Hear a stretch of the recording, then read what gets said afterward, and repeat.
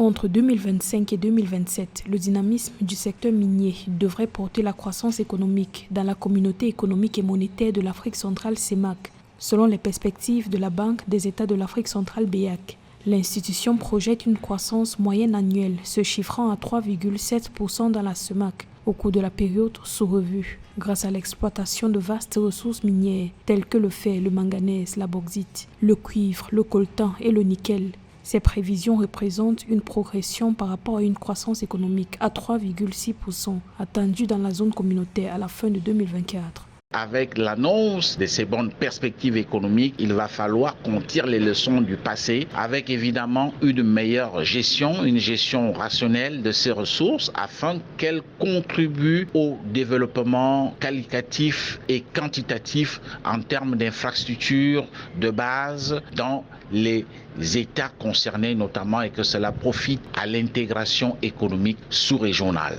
La croissance économique en zone CEMAC sur la période 2025-2027 sera soutenue par 5 projets d'exploitation du minerai de fer en cours au Gabon et au Cameroun notamment, selon la BEAC. Il s'agit des projets d'exploitation des gisements de fer de Lobé à Kribi, Grand Zambi et Mbalam au Cameroun, ainsi que les gisements de fer de Belinga et de Banyaka au Gabon, qui devraient entrer en production d'ici fin 2024. La BEAC note également d'importants projets gaziers en vue au Gabon, au Cameroun et au Congo,